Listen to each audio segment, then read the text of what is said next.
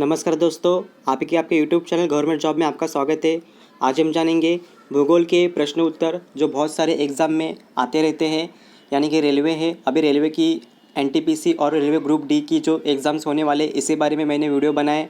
तो आइए जानते हैं भूगोल के प्रश्न उत्तर। पर इससे पहले चैनल को ज़रूर सब्सक्राइब कर दीजिए। इससे क्या होगा, आने वाले सभी नोटिफिकेशन आपके मोबाइल पे आ जाएंगे। और बेल आइकन जो होता है उधर भी आप क्लिक कर सकते हो, इधर ऑल सेट कर देना। इससे क्या होगा, आने वाला सभी नोटिफिकेशन डायरेक्टली आपके नोटिफिकेशन मोबाइल पे आ जाएगा। और हमारे टेलीग्राम चैनल गवर्नमेंट जॉब को ज़रूर ज्वाइन कीजिए। इसका लिंक मैंने डिस्क्रिप्शन में दिया है। पर आपके पास टेलीग्राम एप्लीकेशन नहीं रहेगा तो आप डायरेक्टली डाउनलोड करिए प्ले स्टोर से, और बाद में डिस्क्रिप्शन में जो लिंक है उसके ऊपर क्लिक करके आप डायरेक्टली ज्वाइन कर सकते हो। ये सारे इंपॉर्टेंट क्वेश्चन होते हैं टेलीग्राम पे, आप भी ये भी डाउनलोड कर सकते हो। जैसे बहुत सारे ऐसे कुछ इंटरफेस आएगा जब भी आपका आंसर सही हो जाएगा। ओके, तो स्टार्ट करते हैं लेक्चर। फर्स्ट क्वेश्चन है, भूगोल के जनक किसे कहा जाता है? इसका आंसर है, भूगोल का जनक किसे कहा जाता है? हिकेटियस। ओके, तो इसका आंसर है हिकेटियस। ओके, तो भूगोल के जनक जो है उनका बहुत सारे इंपॉर्टेंट क्वेश्चंस रहते हैं, यानी कि भूगोल के जनक कौन है, पहला ही बहुत सारे इंपॉर्टेंट क्वेश्चन है। तो प्लीज़ पहले में ये फर्स्ट वाला क्वेश्चन। ओके, चाहे नेक्स्ट क्वेश्चन, भूगोल के लिए ज्योग्राफी का शब्द का प्रयोग सर्वप्रथम किसने किया था? देखो ये क्वेश्चन एसएससी में आया था। भूगोल के लिए ज्योग्राफी का शब्द का प्रयोग सर्वप्रथम किसने किया था? तो इसका आंसर है इरेटोस्थेनीज। ओके, तो इसका आंसर है इरेटोस्थेनीज। भूगोल के लिए ज्योग्राफी का शब्द सर्वप्रथम किसने किया था? ओके, नेक्स्ट क्वेश्चन, मानव भूगोल का पिता निम्नलिखित में से किसको कहा जाता है? फिर से मैं क्वेश्चन दोहराना चाहता हूँ, मानव भूगोल का पिता निम्नलिखित में से किसको कहा जाता है? इसका आंसर है Carl Ritters. Okay, Carl Ritters. मानव भूगोल का पिता निम्नलिखित में से किसको कहा जाता है? इसका आंसर है कार्ल रिटर्स। देखो दोस्तों, मैं जो भी क्वेश्चन बता रहा हूँ वो आप डायरेक्टली सिर्फ क्वेश्चन लिखना और बाद में आप आंसर भी लिख सकते हो। ये जो पॉइंट्स है वो मत लिखो, यानी कि परिया जो रहते हैं वो मत लिखो, डायरेक्टली क्वेश्चंस और direct answer. Okay, blue pen में आप ये लिखना क्वेश्चंस, रेड पेन में आप आंसर लिखना। इससे क्या होगा, आपके पास भी नोट्स आते रहेंगे। नेक्स्ट क्वेश्चन, भूगोल को मानव परिस्थितिकी के रूप में परिभाषित करने वाला विद्वान कौन है? इसका आंसर है H.H. बेरोज। इसका आंसर है H.H. बेरोज। भूगोल को मानव परिस्थिति के रूप में परिभाषित करने वाला विद्वान कौन है? इसका आंसर है H.H. बेरोज। ओके, नेक्स्ट,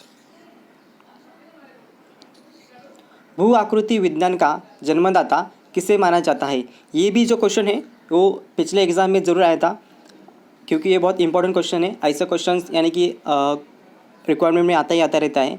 भू आकृति वैज्ञानिक का जन्मदाता किसे माना जाता है? तो इसका आंसर है पेशल। ओके, जो पेशल जो है उसको कहा जाता है। नेक्स्ट, भूगोल पृथ्वी को केंद्र मानव कर अध्ययन करने वाला विज्ञान है, ऐसा किसने कहा था? देखो किसी तो तज्ञ ने कहा होगा, जैसे कि भूगोल पृथ्वी को केंद्र मानकर, यानी कि जो भूगोल पृथ्वी को केंद्र मानकर अध्ययन करने वाला विज्ञान है। देखो स्टडी करना है पृथ्वी का, तो इसको इम्पोर्टेंट क्या है, सब्जेक्ट कौन सा इम्पोर्टेंट रहता है? अगर किसी भी शास्त्रज्ञान होगा उसको स्टडी करना होगा पृथ्वी का, तो उसको पहले भूगोल का नॉलेज चाहिए। ओके, तो ये कहावत किसने कही थी? तो इसका आंसर है वारेनियंस। वारेनियंस। ओके, नेक्स्ट, सौरमंडल के बारे में विश्व के समक्ष जानकारी प्रस्तुत करने का श्रेय किसे वेदांता को जाता है? यानी कि सौरमंडल, यानी जो बाहर के सब सौरमंडल रहता है, पृथ्वी के बाहर जो पर्यावरण है, ओके, तो उसको सौरमंडल के बारे में विश्व के समक्ष जानकारी प्रस्तुत करने का श्रेय किसे जाता है? वो कॉपरनिकस। कॉपरनिकस बहुत बड़े वैज्ञानिक हैं। उन्होंने बहुत सारे इम्पोर्टेंट जो शोध रहते हैं, यानी कि बहुत सारी चीज़ें उन्होंने बाहर की सौरमंडल में जो हलचल चलती है इसके बारे में बहुत सारी जानकारी दी है।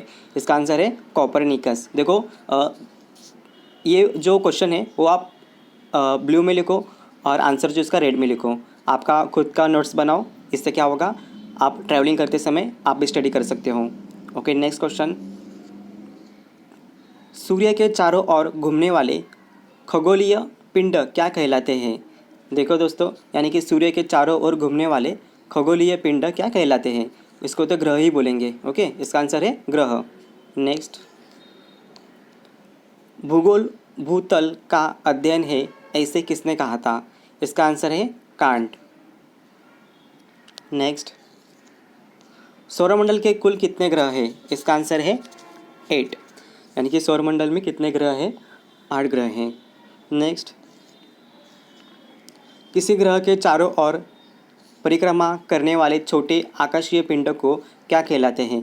देखो, फिर से मैं क्वेश्चन दोहराना चाहता हूँ। किसी ग्रह के चारों ओर परिक्रमा करने वाले छोटे आकाशीय पिंड को क्या कहलाते हैं? इसका आंसर है उपग्रह। ओके। नेक्स्ट, ग्रहों की गति का नियम प्रतिपादित किसने किया था? यानी कि जो ग्रह रहते हैं उसका नियम प्रतिपादित किसने किया था? इसका आंसर है केपलर। देखो दोस्तों, केपलर ये अपने अर्थ के लिए बहुत इम्पोर्टेंट साइंटिस्ट थे। केपलर ने, इन वैज्ञानिकों ने मतलब ऐसे ऐसे नए नए शोध लगाए थे कि बोलो ही मत। बहुत सारे, उन्होंने एक ऐसा भी शोध लगाया था केपलर ने कि उन्होंने ऐसा एक लगाया था कि एक वायरलेस जो लाइट रहती है, वायरलेस लाइट उन्होंने बनाई थी। उस दौरान वायरलेस उन्होंने ही स्टार्ट किया था, पर किसी कारण वो हो नहीं पाया। ओके, तो केपलर जो है उनके बहुत सारे ऐसे एकदम बहुत सारे नए नए तरकीबें थी बहुत। इसके लिए उनको भी यही कहा जाता है ग्रहों की गति का नियम प्रतिपादित किसने किया था, यानी ग्रहों का भी उनको नॉलेज था। तो उनका आंसर है केपलर। नेक्स्ट क्वेश्चन, नॉर्वे में अंधरात्रि के समय सूर्य कब दिखाई देता है? देखो, कौन कौन से नॉर्वे में अंधरात्रि के समय सूर्य कब दिखाई देता है? तो इसका आंसर है 21 जून। ऐसा भी क्वेश्चन घूम के आता है, 21 जून में कौन से शहर में, नॉर्वे में समय के बाद सूर्य दिखाई देता है? तो इसका आंसर है 21 जून। नेक्स्ट क्वेश्चन, सौरमंडल की खोज किसने की थी? यानी कि सौरमंडल की खोज किसने की थी? देखो, कोपरनिकस, ये इसका आंसर है। वैज्ञानिक थे कोपरनिकस जिसने सौरमंडल की खोज की थी। नेक्स्ट क्वेश्चन है, सौरमंडल का जन्मदाता किसे कहा जाता है? यानी कि सौरमंडल जो है उसका जन्मदाता किसे कहा जाता है? इसका आंसर है सूर्य। ओके, सौरमंडल में इम्पोर्टेंट क्या है? यानी कि सौरमंडल में इम्पोर्टेंट है सूर्य। सूर्य से ही गतिविधियाँ होती है, उसके ही बाहर सभी ग्रहों को ग्रेविटी मिलती है, उस तरह सभी ग्रह घूमते हैं। अभी थोड़े थोड़े से खींचे जा रहे हैं नॉर्मली। तो इसका आंसर है सौरमंडल का जन्मदाता किसे कहा जाता है? इसका आंसर है सूर्य को। नेक्स्ट क्वेश्चन, एक ग्रह की अपनी कक्षा में सूर्य से अधिकतम दूरी को क्या कहा जाता है? फिर से क्वेश्चन में दोहराना चाहता हूँ। देखो दोस्तों, कभी भी आप एग्ज़ाम करते समय यानी ऑनलाइन टेस्ट देते समय एक क्वेश्चन 2 या 3 बार से ज़रूर पढ़ लेना। इससे क्या होगा, आपको पहले क्वेश्चन समझ में आएगा। ऐसा भी हो सकता है क्वेश्चन एक बार आपने पढ़ लिया और बाद में फिर से आप पढ़ रहे हो तो आपको प्रॉब्लम आ सकता है। 3 बार आप पढ़ो तभी क्वेश्चन समझ में आएगा, तभी आपको आंसर पता चलेगा। एक बार पढ़ते हो डायरेक्टली आंसर टिक कर देते तो रॉन्ग हो सकता है। ओके, तो फिर से मैं दोहराना चाहता हूँ। एक ग्रह की अपने कक्ष में सूर्य से अधिकतम दूरी को क्या कहा जाता है? इसका आंसर है एम्पसोर। ओके, तो नेक्स्ट, एक ग्रह की अपने कक्षा में सूर्य से न्यूनतम दूरी को क्या कहा जाता है?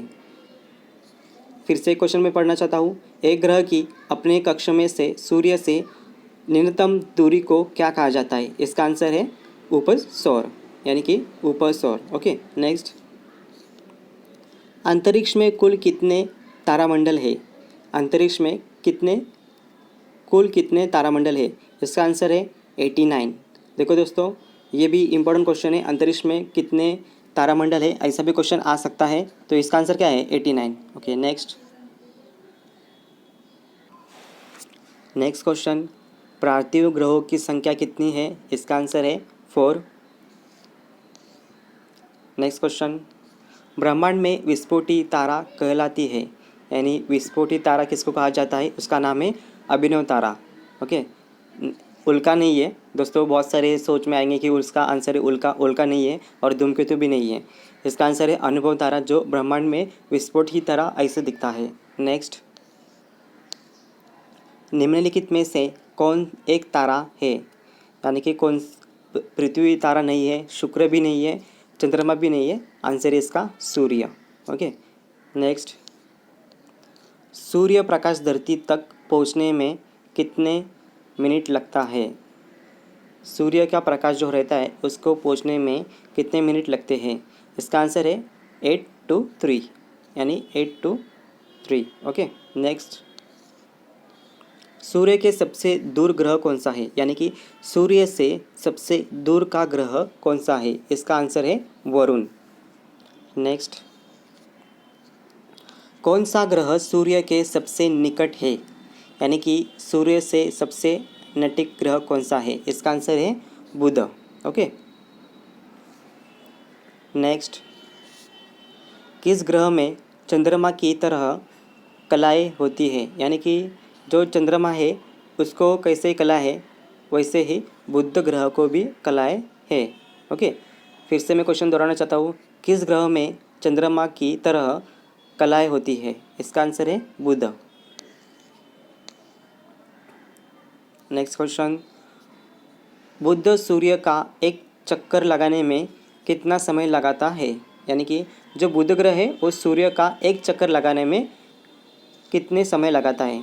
दोस्तों इधर समय लिखा है, दिन नहीं लिखा, तो समय जो चलता रहता है उसको दिन में कन्वर्ट होता है। ओके, तो इसका आंसर है 88 दिन लगते हैं। ओके, यानी कि बुध जो सूर्य ग्रह एक चक्कर लगाने को, बुध होता है जैसे कि ये समझो दिन, ये बुध है और ये सूर्य, उसको ऐसे चक्कर लगाने में कितना समय लगता है? तो इसका आंसर है 88 दिन लगते हैं। ओके, नेक्स्ट, सौरमंडल का अत्याधुनिक तीव्र ग्रह कौन सा है?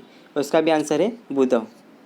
ओके, नेक्स्ट क्वेश्चन, निम्नलिखित में से किस ग्रह को पृथ्वी की बहन कहा जाता है, यानी कि निम्नलिखित में से किस ग्रह को पृथ्वी की बहन कहा जाता है, यानी कि पृथ्वी की सिस्टर कौन है? इसका आंसर है शुक्र। यस दोस्तों, शुक्र ऐसा एक ग्रह है जो पृथ्वी की तरह ही दिखता है और उसका जो हमारा ग्रह है जैसा घूमता है वैसा ही शुक्र नॉर्मली वैसे ही घूमता है। उसका भी दिनचर्या सेम है, हमारे भी दिनचर्या सेम है, पर बाकी के जो अदर यानी कि बुध, गुरु ऐसे कुछ ग्रह हैं उनका थोड़ा सा अलग अलग है, दिन रात ऐसा कुछ अलग है, पर शुक्र थोड़ा फार आप पृथ्वी से मिलता जुलता है। ओके, नेक्स्ट, दो ग्रह जिनके उपग्रह नहीं है, इसका आंसर है शुक्र और बुध, यानी कि शुक्र और बुध जो ग्रह है उनको उपग्रह नहीं है। देखो दोस्तों, ऐसे भी क्वेश्चन पढ़ रहे हो ना तो ऐसे उल्टा भी क्वेश्चन पढ़ सकते हैं, जैसे कि शुक्र और बुध को उपग्रह नहीं है। नेक्स्ट क्वेश्चन, किस ग्रह को शाम का तारा कहा जाता है, यानी कि शाम का तारा, यानी कि देखो दोस्तों शुक्र को कहा जाता है, क्यों? क्योंकि वो रात में भी दिखता है। शुक्र ग्रह रात में आपको चांद जैसा, यानी कि थोड़ा सा चांदनी कैसे होती है तारा, उस तारा जैसे शुक्र ग्रह दिखता है। ओके, मैंने आज 13 क्वेश्चंस ले लिए, और भी क्वेश्चंस मैं आते देते रहूँगा, इसीलिए चैनल को सब्सक्राइब ज़रूर कर दीजिए। इससे क्या होगा, आने वाले सभी नोटिफिकेशन आपके मोबाइल पे आ जाएंगे। धन्यवाद दोस्तों, अगले वीडियो में जल्द मिलते हैं। आने वाले सभी एग्ज़ाम के लिए बेस्ट ऑफ लक।